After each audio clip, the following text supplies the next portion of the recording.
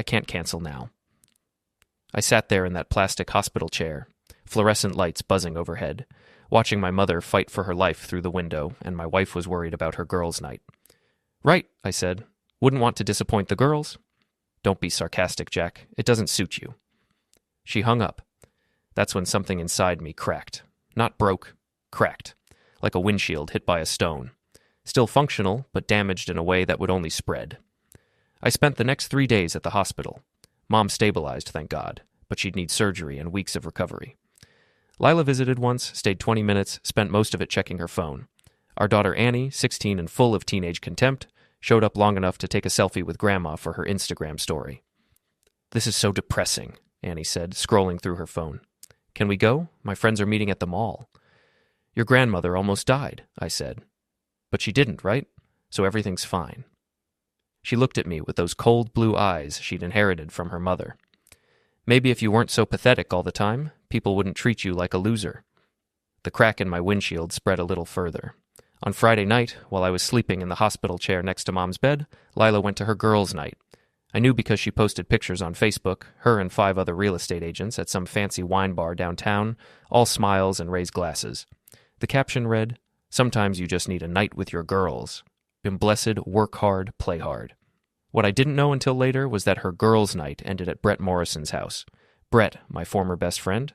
Brett, who used to come over for Sunday football and barbecue. Brett, who was my best man at my wedding. I found out because Lila got careless. She left her purse on the kitchen counter when she came home at 2 a.m, reeking of wine and guilt. Her phone was buzzing with text messages. I shouldn't have looked, but that crack in my windshield was spreading fast. The messages were from Brett, explicit, detailed, filthy. Can't wait to see you again. Tell Jack you're showing houses tomorrow. You felt so good tonight. I can't stop thinking about you. Does he suspect anything? I scrolled up. The messages went back 3 months. 3 months of lies, deception, and humiliation. 3 months while I was working 60-hour weeks at the shop, trying to keep our family afloat, trying to be a good husband and father. There were photos, too. I won't describe them, but they made it clear this wasn't just an emotional affair. I sat in my kitchen at 3 a.m, reading message after message, watching my marriage dissolve in real time. 18 years reduced to sexting and stolen moments in my former best friend's bed. The crack became a spider web. Saturday morning, Lila came downstairs in her silk robe, hair perfect, makeup already applied. She poured herself coffee and started scrolling through her phone like nothing had happened. "How's your mother?" she asked without looking up. "She's alive. No thanks to you?" "Don't be dramatic, Jack. I visited her. For 20 minutes. You spent more time picking out your outfit for last night?" She finally looked at me. "What's that supposed to mean?" I could have confronted her right then. Could have thrown the phone on the table, screamed about Brett, demanded explanations and apologies. The old Jack would have done that. The pathetic Jack who fixed everyone else's problems while his own life fell apart. Instead, I smiled. "Nothing, honey. Just glad you had fun with the girls." She studied my face for a moment, then shrugged. "I did. We should do it more often." "You should," I said. "You really should." That afternoon, while Lila was at the office catching up on paperwork, which I now knew meant she was catching up on Brett, I drove to my auto shop. Parker's Automotive had been my father's business before me, and his father's before him. 3 generations of Parkers fixing what other people broke. Time to learn some new skills. I pulled Brett's truck records from my files. Brett Morrison, contractor, drove a 2019 Ford F-150, cherry red with custom chrome details. His pride and joy. He brought it in for oil changes religiously, always bragged about how he kept it in perfect condition. Brett was scheduled for an oil change Monday morning. Perfect timing. Sunday night, I couldn't sleep. I kept thinking about those text messages, about Lila's lies, about Annie's cruel words, about 18 years of trying to be good enough, only to discover I never was. Around midnight, I heard Lila's phone buzz on her nightstand. Another message from Brett, probably. More plans for their next secret meeting. I got up and walked to my workshop in the garage. I had work to do. Monday morning came gray and cold, typical October weather in our small Midwest town. I opened the shop at 7, same as always. Made coffee, turned on the radio, laid out my tools. Just another day at Parker's Automotive. Brett showed up at 8:30, right on schedule. He climbed out of his precious truck with that cocky smile I'd once considered friendly. "Morning, Jack. How's the old girl running?" He patted his truck's hood like it was a prize horse. She's running great, Brett. Real smooth. Let's get her up on the lift and take a look. We made small talk while I worked. He told me about his latest construction project, some McMansion out by the lake, complained about his ex-wife's alimony demands, asked about Lila and Annie with just a little too much interest. "How's Lila's real estate business going?" he asked, leaning against my workbench. "Oh, you know Lila. Always busy, always meeting with clients." I smiled up at him from under the truck. "She works a lot of nights now, very dedicated." "That's great. Good for her?" He shifted uncomfortably. "And Annie? How's school going?" "Annie's doing fine, growing up fast, learning a lot about the world." I tightened the oil drain plug.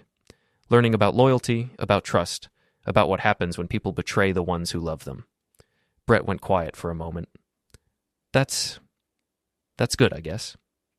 I finished the oil change and lowered the truck. "All set, buddy. She should run real smooth for you." Brett paid cash, same as always. We shook hands, and I watched him drive away in his perfect red truck. He made it about 3 blocks before the transmission started slipping. By the time he reached the highway, his pride and joy was making sounds like a dying elephant. The beauty of sabotage is in the subtlety, a little metal shaving in the transmission fluid, barely visible to the naked eye. It would take a few miles for the damage to become obvious, and by then it would be too late to prove anything. Brett would need a complete transmission rebuild, minimum $5,000, probably closer to $8,000 with labor. I was whistling when I closed the shop that night. When I got home, Lila was in the kitchen making dinner. She looked up when I walked in, and for just a second I saw something in her eyes. Suspicion? Fear? Guilt? "How was work?" she asked. "Fixed a lot of broken things today," I said. "Feels good to make things right." My phone rang. Brett's number. "Jack, something's wrong with my truck. The transmission just went out completely. I'm stranded on Route 9. "Oh no," I said, making sure Lila could hear. "That's terrible, Brett. These things happen sometimes. Transmissions are tricky." "But you just worked on it this morning." "I changed your oil, buddy. Nothing to do with the transmission." I paused. "You want me to recommend a good tow truck?" After I hung up, Lila was staring at me. "What happened to Brett's truck?" "Transmission failure. Poor guy's probably looking at a huge repair bill." She turned back to the stove, but I saw her hands shaking slightly as she stirred the pasta sauce. "That's unfortunate," she said. "Isn't it?" I agreed. "Sometimes the things we trust most let us down when we least expect it."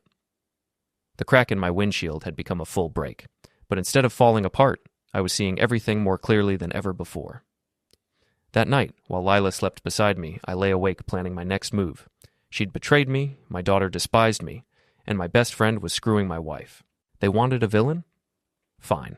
I'd give them the best villain they'd ever seen. Chapter 2. The Descent. Tuesday morning brought the first real satisfaction I'd felt in months. Brett called 3 times before noon, each conversation more desperate than the last. "Jack, the mechanic says my transmission is completely destroyed. Metal shavings everywhere. He's never seen anything like it." "That's weird," I said, filing my nails while I talked. "What are the odds?" "He thinks it might have been sabotaged." "Sabotaged? Who would do something like that?" I let concern creep into my voice. "Brett, you don't think I had anything to do with this, do you? I mean, I just changed your oil." No, of course not. I'm frustrated, you know? $8,000 for a new transmission." "That's rough, buddy. Really rough." After I hung up, I opened my laptop and logged into Facebook. Lila had posted another photo from her girls' night. The whole group raising their wine glasses, all fake smiles and glossy lips. 43 likes and counting. I scrolled through the comments. Lila's friends praising her for taking time for herself and living her best life. Her mother-in-law, Evelyn, commenting, "You deserve happiness, sweetheart." Evelyn. That bitter old woman had never liked me, always thought her precious daughter could do better than a grease monkey. She lived in the fancy retirement community across town, spent her days playing bridge and spreading gossip like a virus. I clicked on Evelyn's profile. Public, of course. She was one of those people who shared every thought that crossed her mind. Inspirational quotes, political rants, photos of her meals, and complaints. Lots of complaints about her health, her neighbors, her ungrateful family. Interesting. Very interesting. That afternoon, I drove to St. Mary's to check on Mom. She was sitting up in bed, color back in her cheeks, arguing with a nurse about the hospital food. A good sign. "Jackie," she smiled when she saw me. "How's my boy?" I'm fine, Mom. How are you feeling? Like I got hit by a truck, but I'll live. She patted the chair beside her bed. Sit down. Tell me what's really going on. My mother had always been able to read me like a repair manual. No point in lying. Lila's having an affair, I said. Mom's face didn't change expression. I figured as much. With who? Brett Morrison. That son of a bitch. Mom had never cursed much, so when she did, it carried weight. How long? 3 months? Maybe longer. What are you going to do? I looked out the hospital window at the parking lot below. Normal people living normal lives, dealing with normal problems. I'm going to destroy them both. Good, Mom said.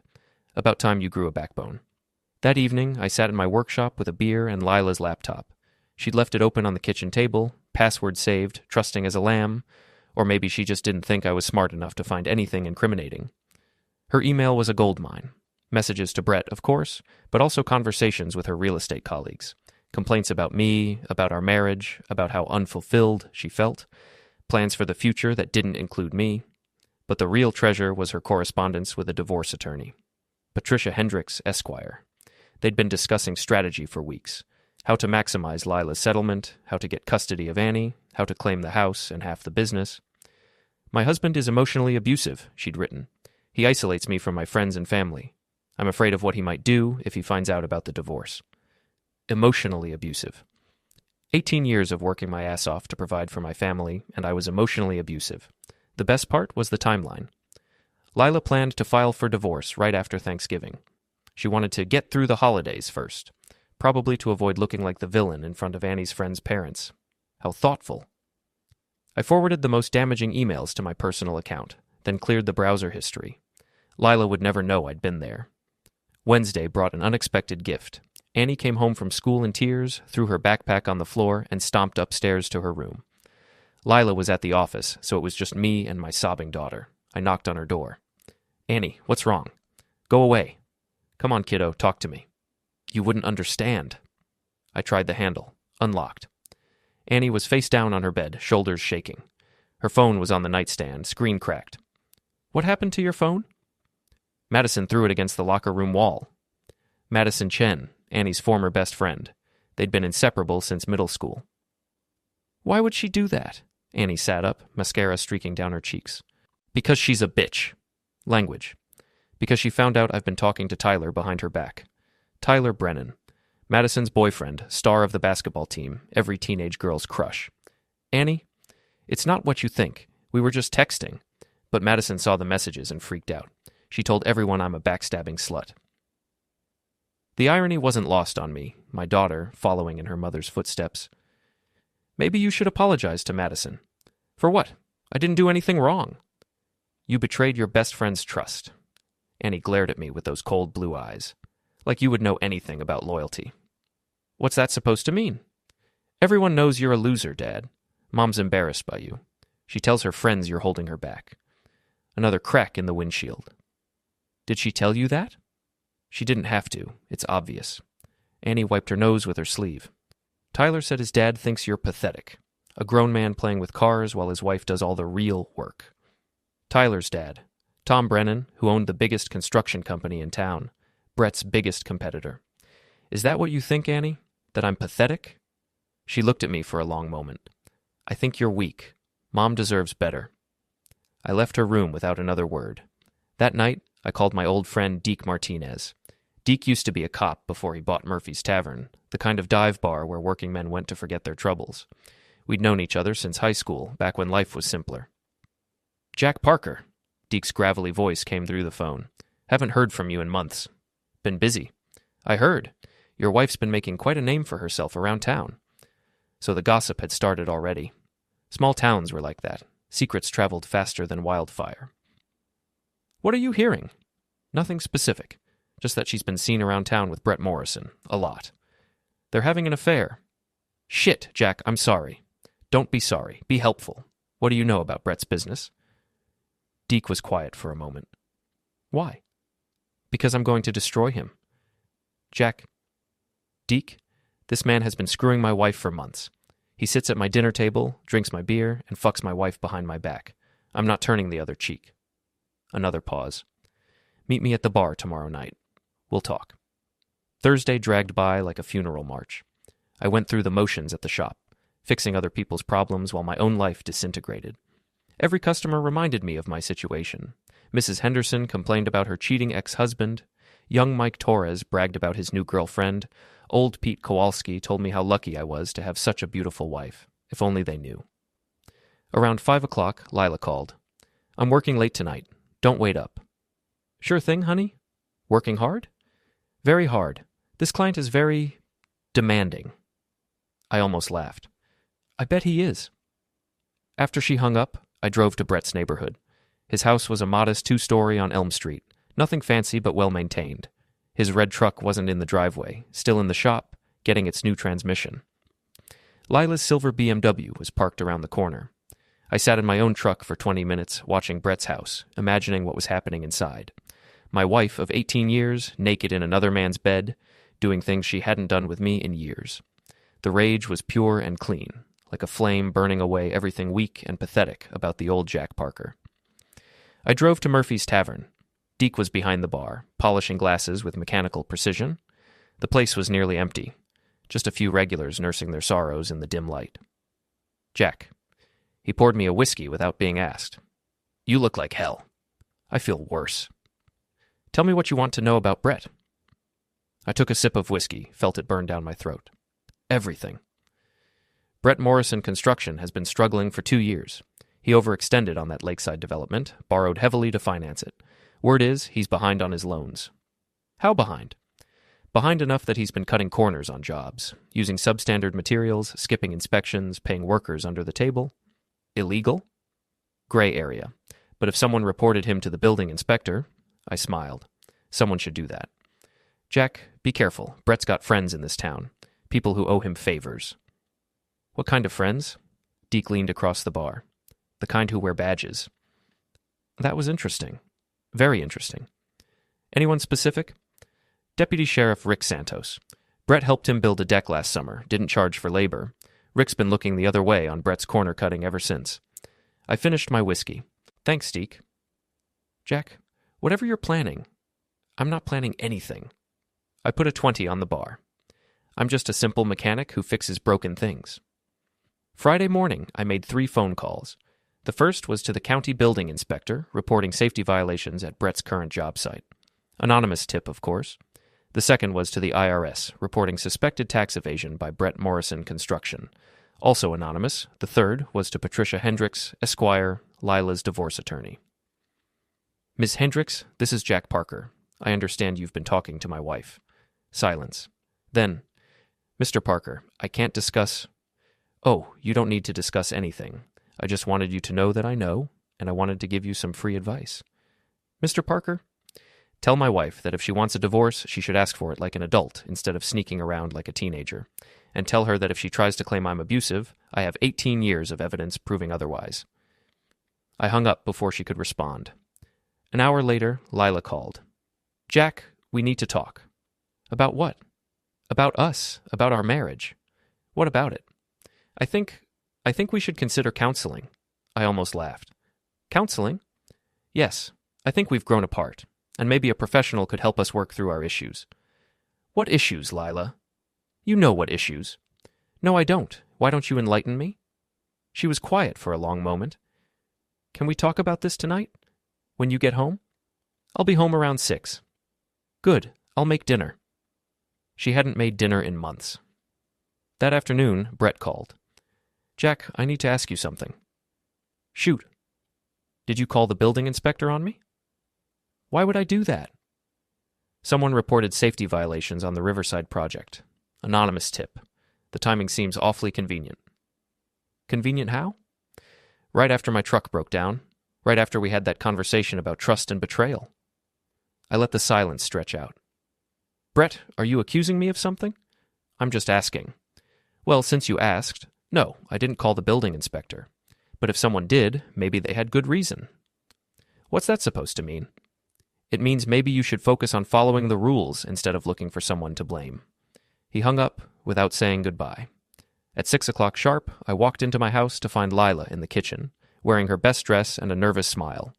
The table was set with our good china, candles lit, wine poured. "Welcome home," she said, kissing my cheek. "How was your day?" "Interesting, very interesting." We sat down to dinner, steak and potatoes, my favorite meal. Lila made small talk about her work, the weather, Annie's school activities. All very normal, very domestic. Finally, she got to the point. "Jack, I think we need to be honest with each other." "I agree. Our marriage isn't working. We both know it." "Do we?" "Yes. We've grown apart. We want different things." I cut my steak, chewed slowly. "What do you want, Lila?" "I want to be happy." "And I don't make you happy?" "Not anymore." I nodded. "I see. And what would make you happy?" I think we should separate for a while. Give each other some space to figure things out." "Separate?" "Yes. I could stay with my mother, or maybe rent a small apartment. Just temporarily." "What about Annie?" "She could stay with you during the week, with me on weekends. We'd work it out." I finished my steak, wiped my mouth with the cloth napkin. "Lila?" "Yes?" "Go fuck yourself." Her face went white. "Excuse me?" "You heard me. Go fuck yourself. Or better yet, go fuck Brett Morrison. Oh wait, you already are." She stood up so fast her chair fell over. "Jack, did you really think I wouldn't find out? 3 months, Lila. 3 months of lies and sneaking around and making me look like a fool." "It's not what you think." "It's exactly what I think. You're cheating on me with my best friend, planning to divorce me, and trying to take half of everything I've worked for." Tears started rolling down her cheeks. "Jack, please." "Please what? Please forgive you? Please pretend it never happened? Please make this easy for you?" "It just happened. I didn't plan it." "Bullshit. You've been planning this for months. The divorce attorney, the custody arrangements, the whole sob story about how I'm emotionally abusive." She sank back into her chair. How did I find out? Because you got sloppy, Lila. Sloppy and careless and stupid." "I never meant to hurt you." "But you did. You destroyed 18 years of marriage for what? For Brett Morrison? For a man who's about to lose his business and his house?" "What are you talking about? Haven't you heard? Brett's having some financial difficulties. Tax problems, building code violations. His whole world is falling apart." Understanding dawned in her eyes. "You did this." "I didn't do anything. I just stopped protecting him." "Jack, you have to stop. This is crazy." I stood up, threw my napkin on the table. "Crazy? You want to see crazy?" I walked to the kitchen counter, picked up her purse, dumped the contents on the floor. Her phone clattered across the tiles. "Call him," I said. "What?" "Call Brett. Tell him you're leaving me for him. Tell him you want to start a new life together." "Jack." "Call him." She picked up the phone with shaking hands, dialed Brett's number. It went straight to voicemail. "He's not answering." "Try again." She tried 3 more times. No answer. "Maybe he's busy," she said. "Maybe he's realizing what a mistake he made." I left her sitting in the kitchen, surrounded by the wreckage of her purse and her lies, and went to my workshop. I had more work to do. The old Jack Parker was dead. The new one was just getting started. Chapter 3. The Villain Rises. Saturday morning, I woke up alone. Lila had packed a bag and left sometime during the night, probably to her mother's house. Good. I needed space to work. Annie was at a sleepover, which meant I had the house to myself for the first time in months. I made coffee, scrambled some eggs, and sat down with my laptop to do some research. Brett Morrison Construction had 3 active job sites and 24 subcontractors. After my anonymous tips, the building inspector would be crawling all over his projects by Monday. But that was just the beginning. I pulled up the county property records. Brett owned his house outright, but he'd taken out a massive second mortgage last year to finance the lakeside development. The monthly payments were crushing him. His business bank account, which I accessed through Lila's laptop. She'd saved his login information. The sentimental fool showed a company hemorrhaging money. Overdue invoices, unpaid suppliers, payroll 2 weeks behind. Brett Morrison was broke. He just didn't know it yet. Round noon, Evelyn called. "Jack Parker, what did you do to my daughter?" "Good morning, Evelyn. How are you today?" "Don't you dare take that tone with me. Lila came here crying last night, saying you accused her of having an affair." "I didn't accuse her of anything. I stated a fact." "That's ridiculous. Lila would never—" "Lila has been screwing Brett Morrison for 3 months. I have the text messages, the emails, and the hotel receipts to prove it." Silence. Then, "You're lying." "Am I? Ask her about the Riverside Motel on Highway 6, room 237. They meet there every Tuesday and Thursday afternoon." More silence. "Evelyn? You still there?" "This is your fault," she said finally. "You drove her to this with your neglect and your selfishness." "My fault?" "Yes. You work all the time, you never take her anywhere nice, you dress like a bum. What did you expect?" I almost hung up. Almost. But then I remembered something Deke had told me about Evelyn's finances. Her late husband had left her comfortable, but she'd been making some questionable investments lately. "Evelyn, how's your portfolio doing these days?" "What?" "Your investments. I heard you put some money into that new development Brett's building, the one by the lake." "That's none of your business." "How much did you invest, Evelyn?" "I said it's none of your business." 50,000? 100? More?" She hung up. I smiled and opened a new browser window. Time to do some more research. Sunday afternoon, I drove to the hospital to visit Mom. She was being discharged Monday morning, doctor's orders to take it easy for the next few weeks. "You look better," she said when I walked into her room. "I feel better." "Good. Where's Lila?" "At her mother's. We had a conversation Friday night." "About the affair?" "Among other things." Mom nodded approvingly. "And Annie?" "Annie thinks I'm pathetic and weak. She'll learn otherwise." "What's your next move?" I pulled a chair up to her bed. "Brett's business is about to collapse. The building inspector found code violations on all 3 of his active sites. The IRS is auditing his books. His biggest investor is about to pull out." "His biggest investor?" "Evelyn.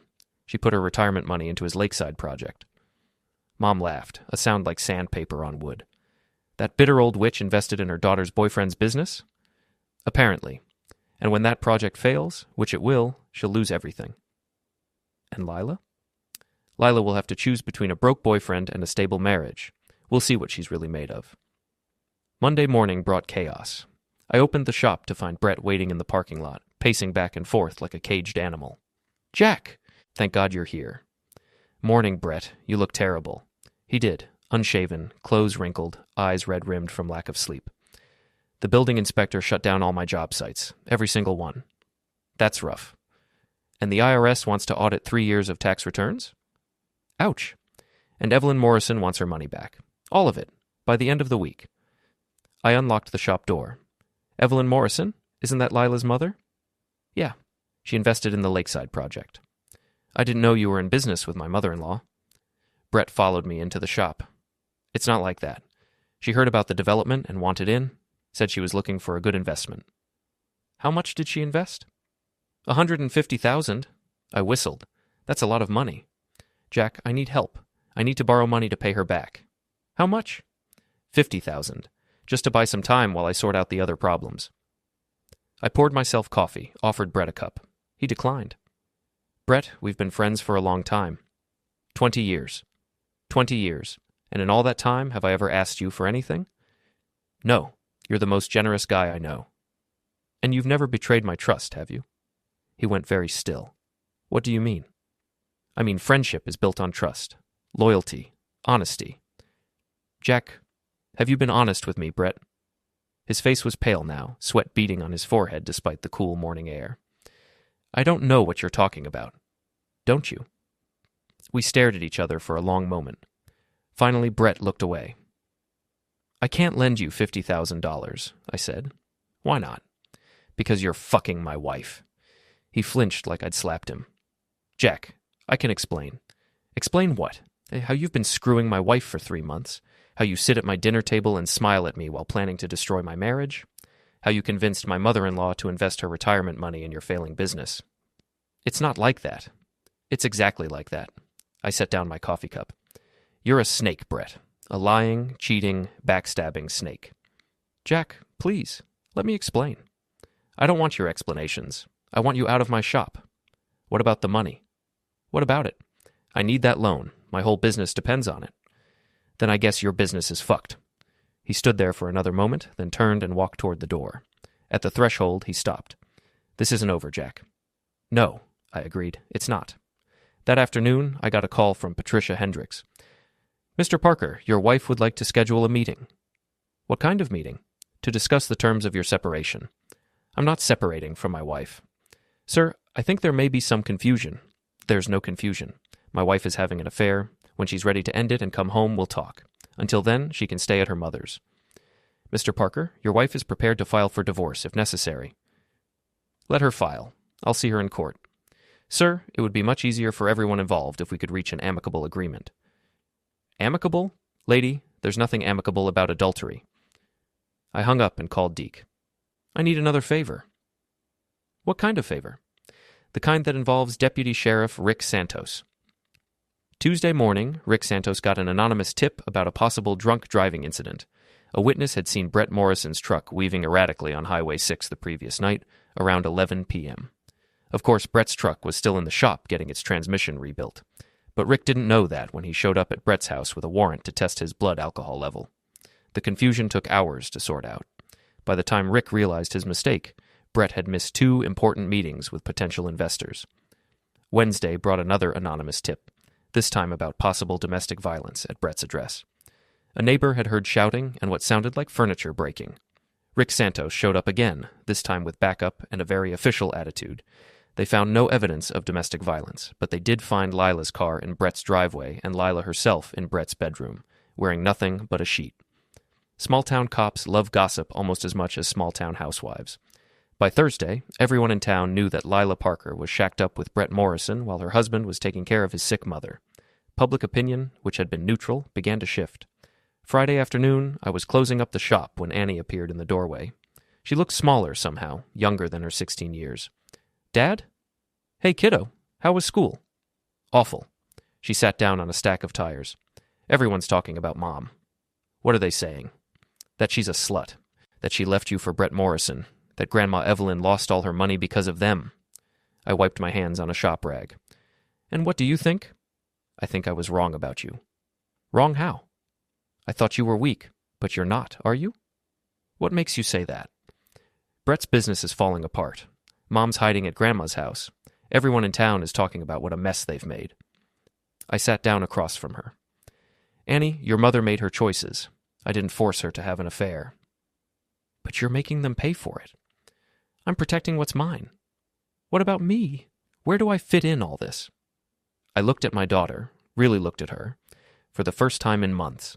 She had my stubborn chin and her mother's blue eyes. But there was something else there now, something harder. You're my daughter. You'll always be my daughter. But you need to decide what kind of person you want to be. What do you mean? I mean, you can be like your mother, selfish, dishonest, willing to hurt the people who love you to get what you want. Or you can be better. She was quiet for a long moment. What if I want to be like you? Like me? Strong. Someone who fights back when people try to hurt them. I smiled. Then you're going to do just fine. That night, Lila called. Jack, we need to talk. I'm listening. This has gone too far. Brett's business is ruined. My mother has lost her life savings, and Annie is caught in the middle. Sounds like a problem you created. I made a mistake. I admit that. But this vendetta of yours has to stop. Vendetta? I haven't done anything illegal. You've systematically destroyed Brett's business. Brett destroyed his own business by cutting corners and breaking the law. I just made sure the right people found out about it. And my mother's investment? Your mother made a bad investment. That's not my fault. Jack, please, let's be adults about this. Adults? You want to be adults? I laughed. Adults don't sneak around behind their spouse's back. Adults don't lie and cheat and betray the people who trust them. I know I hurt you. You destroyed me, Lila. 18 years of marriage, and you threw it away for what? For Brett Morrison? For a man who's about to lose everything? It wasn't about Brett. It was about us. About how unhappy I was. So you decided to make me unhappy too. I never wanted to hurt you. But you did. And now you want me to just forgive and forget? I want you to stop this war you're fighting. This isn't war, Lila. This is justice. She was crying now. What do you want from me? I want you to come home. I want you to end things with Brett. I want you to be my wife again. And if I do that, you'll stop? Maybe. Maybe? We'll see how sorry you really are. Saturday morning, Brett showed up at my house. I was in the garage, working on my own truck, when I heard his footsteps on the gravel driveway. Jack. I didn't look up from the engine. Brett. We need to talk. I'm busy. My business is gone. The bank is foreclosing on my house. I've lost everything. That's unfortunate. You did this. I finally looked up. Brett was standing in the doorway, silhouetted against the morning sun. He looked like hell, unshaven, clothes dirty, eyes wild. I didn't do anything. You destroyed me. You destroyed yourself. Because of Lila? Because you're a lying, cheating piece of shit. He stepped into the garage. She doesn't love you, Jack. She hasn't loved you for years. Maybe not, but she's still my wife. Not for long. We'll see. Brett moved closer. You think you've won? You think destroying my life will bring her back? I think you're about to make a very stupid mistake. What mistake? I picked up a tire iron from my workbench. The mistake of threatening me in my own garage. Brett looked at the tire iron, then at my face. Whatever he saw there made him take a step back. This isn't over, he said. Yes, I replied. It is. He left without another word. Sunday afternoon, Lila came home. She walked into the kitchen where I was reading the newspaper, set her suitcase down, and stood there like she was waiting for permission to sit. I ended it, she said. With Brett? Yes, it's over. I folded the newspaper. Why? Because I realized what I was throwing away. What's that? My family, my life, everything that really matters. And Brett? How did he take it? He was angry. He said some terrible things. I bet he did. She sat down across from me. Jack, I'm sorry. I'm so sorry. Sorry for what, specifically? For the affair. For lying to you. For hurting you and Annie. What about the divorce attorney? I fired her. And your mother's investment? That's not my responsibility. I studied her face. She looked older somehow, worn down by weeks of stress and guilt. What do you want, Lila? I want to save our marriage. Why? Because I love you. Do you? Or do you just love the security I provide? She flinched. That's not fair. Fair? You want to talk about fair? Jack, please, I made a mistake. A terrible mistake. But people make mistakes. Some mistakes can't be fixed. This one can, if we both work at it. I stood up, walked to the window, looked out at the yard where Annie and I used to play catch when she was little. What about Brett? What about him? Are you going to see him again? Never. Are you going to help him with his financial problems? No. Are you going to contact him at all? No, Jack. It's over. Completely over. I turned back to her. Good. Because if I find out you're lying to me again, I won't be so forgiving next time. What do you mean? I mean what I did to Brett will look like a love tap compared to what I'll do to you. She went pale. Jack, I'm not the same man I was 3 months ago, Lila. That man was weak and trusting and naive. This man is not. You're scaring me. Good. You should be scared. You should wake up every morning grateful that I'm giving you a second chance. She nodded, tears streaming down her face. Now go unpack your things. We have a marriage to rebuild. As she carried her suitcase upstairs, I smiled to myself. The old Jack Parker would have taken her back unconditionally, would have tried to pretend the affair never happened. The new Jack Parker was smarter than that. Much smarter. Chapter 4. The Reckoning. 3 weeks passed in an uneasy peace. Lila tried to be the perfect wife, cooking my favorite meals, doing my laundry without being asked, initiating sex for the first time in months. But I could see the fear in her eyes every time she looked at me. Good. Fear was honest. Annie had moved back home too, though she spent most of her time in her room, emerging only for meals and school. The scandal had hit her hard. Her friends' parents whispered about her mother, and the popular kids had started treating her like a social pariah.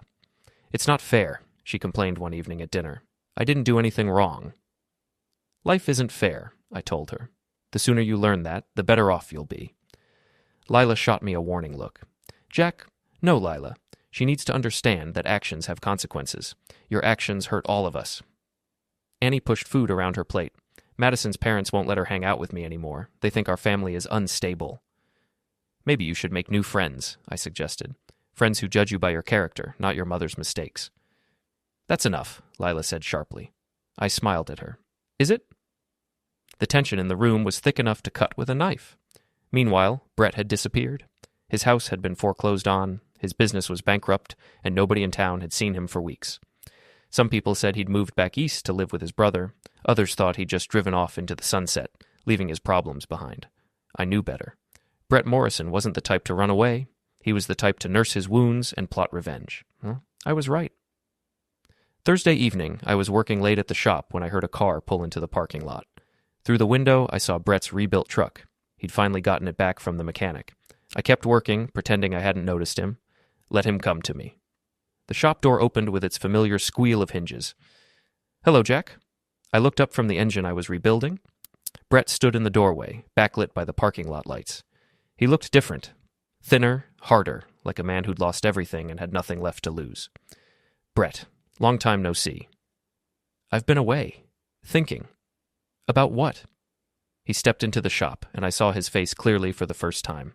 There was something cold in his eyes, something dangerous. "About you. About what you did to me. I didn't do anything to you that you didn't do to yourself. You destroyed my life. You destroyed mine first." Brett moved closer, his hands clenched into fists. "I lost everything because of you. My business, my house, my reputation. You lost everything because you're a lying, cheating piece of shit. And what does that make you?" I set down my wrench, wiped my hands on a shop rag. "A man who protects what's his. Lila was never yours. She was just trapped. Trapped? By your mediocrity, your small-town mentality, your complete lack of ambition." I laughed. "Is that what she told you?" "She told me a lot of things. About how bored she was. How unfulfilled. How she dreamed of something better." "And you were going to give her something better?" "I was going to give her everything you couldn't." "Like what? Bankruptcy, foreclosure, public humiliation?" Brett's face flushed red.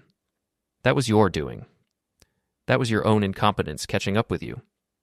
You think you've won, don't you?" "I know I have." "You haven't won anything. You've got a wife who doesn't love you and a daughter who's ashamed of you." I picked up the tire iron from my workbench. "You should leave now." "Or what? You'll hit me with that?" "I might." Brett smiled, and there was no humor in it. "Go ahead. Hit me. Give me a reason to call the cops." "The cops? You mean your buddy Rick Santos? The one who's been harassing you for weeks based on anonymous tips?" Understanding dawned in Brett's eyes. "That was you. That was justice." "You son of a bitch." Brett lunged at me, but I was ready for him. I sidestepped his charge and brought the tire iron down on his shoulder. He screamed and stumbled, clutching his arm. "You broke my collarbone." "No, I didn't. But I will if you don't get out of my shop." Brett straightened up, his face twisted with pain and rage. "This isn't over." "Yes, it is. You're finished in this town, Brett. Nobody will hire you. Nobody will lend you money. Nobody will even speak to you. You're a ghost. We'll see about that." "We will. Now get out before I really hurt you." Brett backed toward the door, never taking his eyes off me. "You think you're so smart.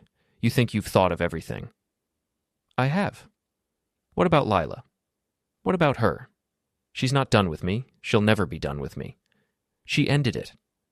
She ended it because you forced her to. But she still loves me. Get out. Ask her about Tuesday afternoons, Jack. Ask her where she really goes when she says she's showing houses." My blood went cold. "You're lying." "Am I? Ask her about the Riverside Motel, room 237, our old room." Brett smiled and walked out into the night. I stood there for a long moment, tire iron still in my hand, processing what he'd said. Tuesday afternoons. Lila always worked late on Tuesdays, said she had client meetings. The Riverside Motel was 20 minutes from town, a shabby place where cheating spouses went to conduct their affairs. I'd driven past it 100 times, never thinking it would become part of my story. I locked up the shop and drove home. Lila was in the living room, watching television. She looked up when I walked in, smiled that nervous smile she'd been wearing for weeks. "You're home late. Had to finish a job? I saved you some dinner. Pot roast." "Thanks." I sat down beside her on the couch. She tensed slightly, the way she always did now when I got too close. "Lila?" "Yes?" "Where were you Tuesday afternoon?" The color drained from her face. "Tuesday? I was showing the Henderson place to a client." "What client?" The Johnsons, from Springfield." "What's their phone number?" "Why?" "I want to call them, thank them for working with my wife." "Jack, that's not necessary." "What's their phone number, Lila?" She was quiet for a long moment. Then, "There are no Johnsons." "I know." "Jack, how many times?" "What?" "How many times have you seen Brett since you came home?" Tears started rolling down her cheeks. 3 times. "At the Riverside Motel?" "Yes." I nodded, feeling strangely calm. "Why?" "I don't know. I couldn't help myself." "You couldn't help yourself." "I tried to stay away from him. I really did. But when he called..."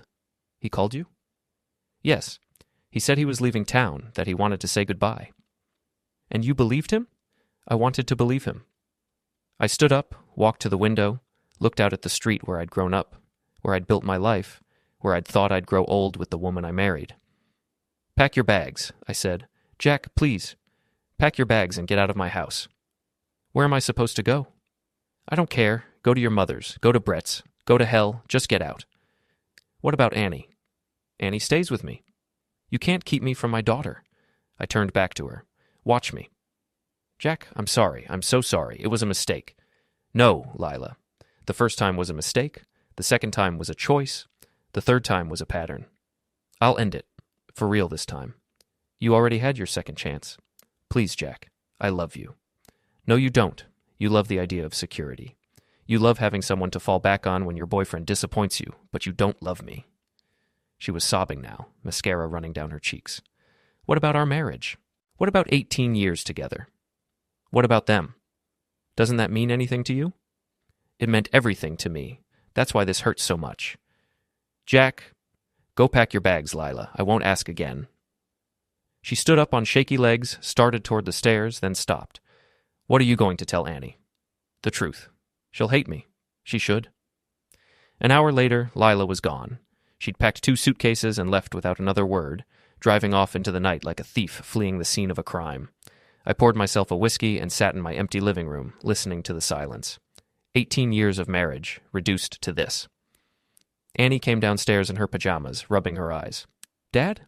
Where's Mom?" "She's gone." "Gone where?" "I don't know. She made her choice."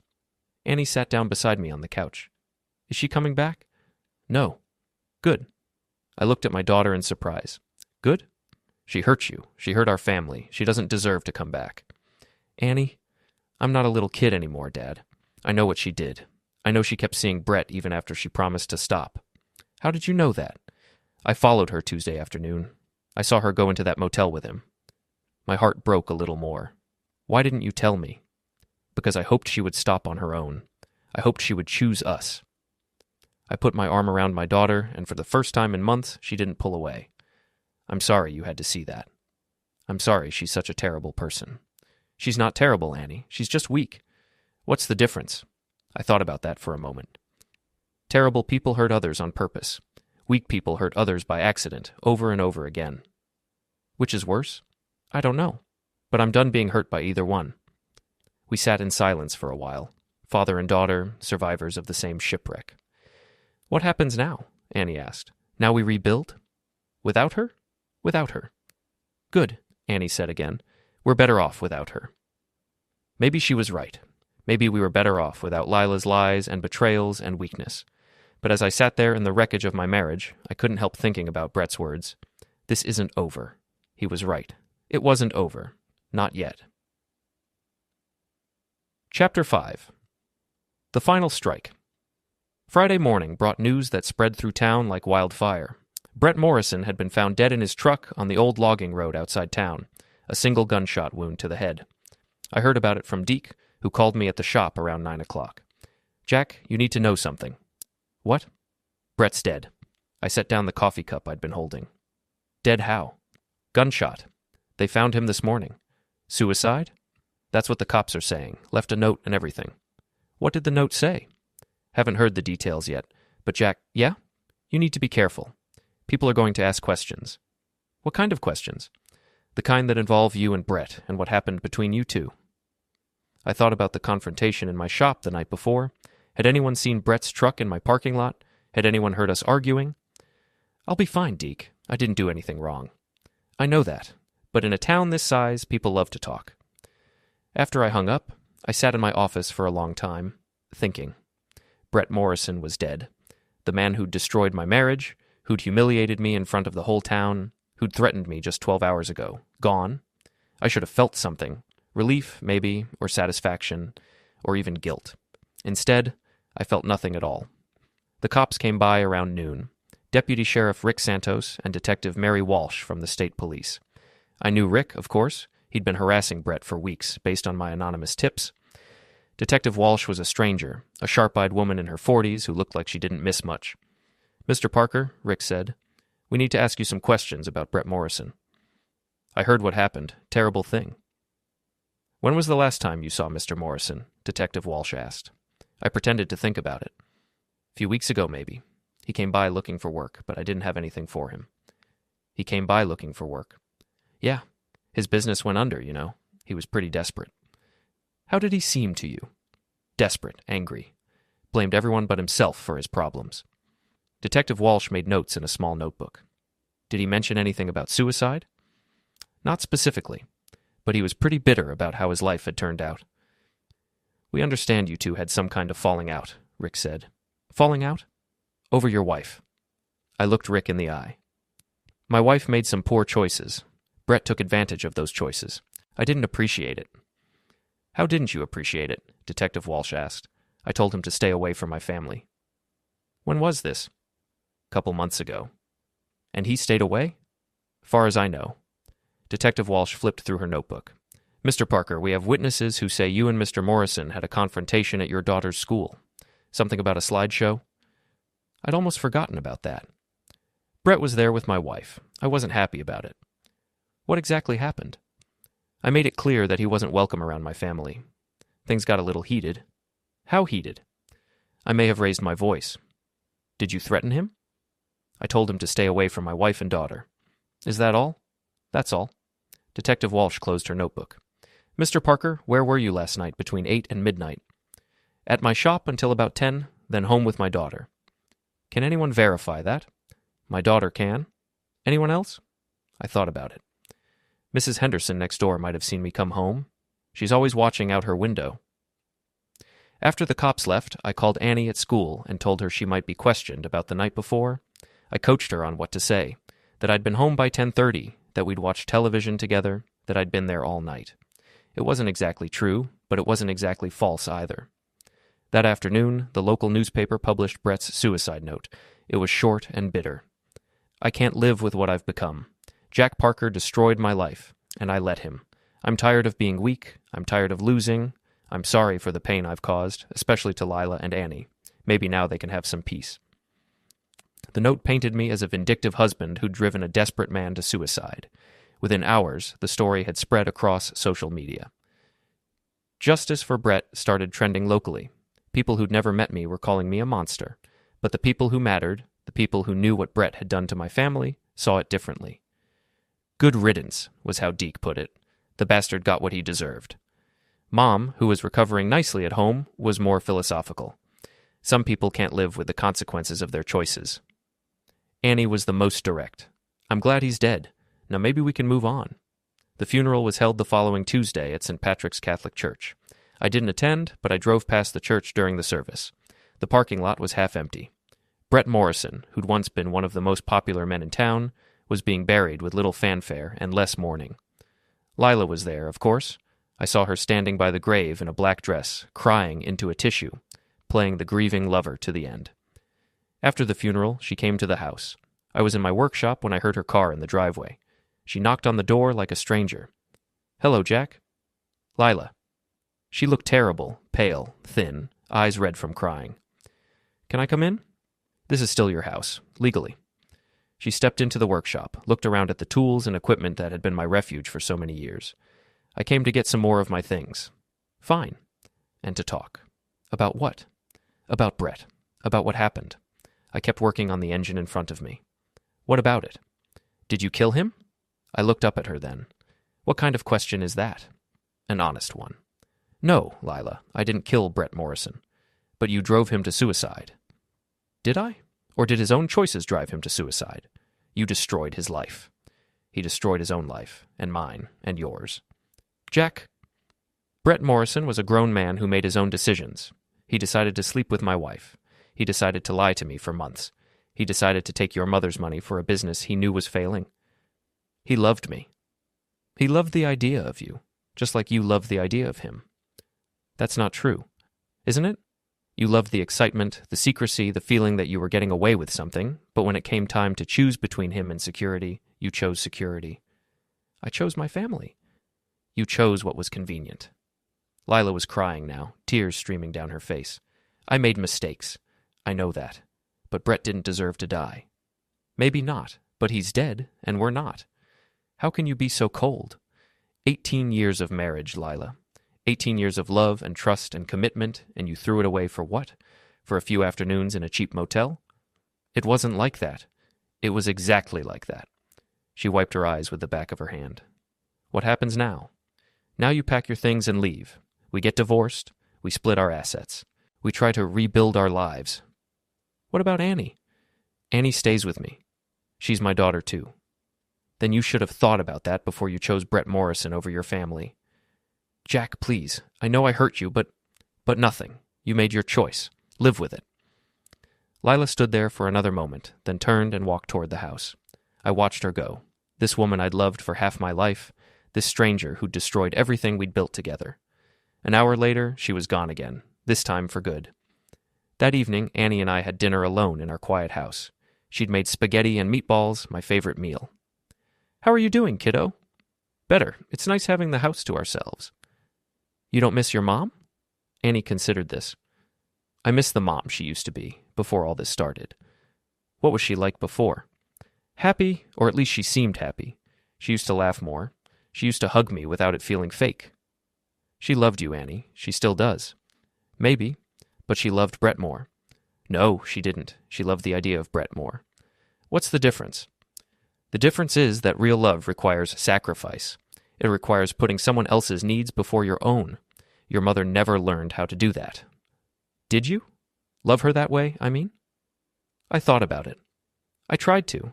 For 18 years, I tried to. And now?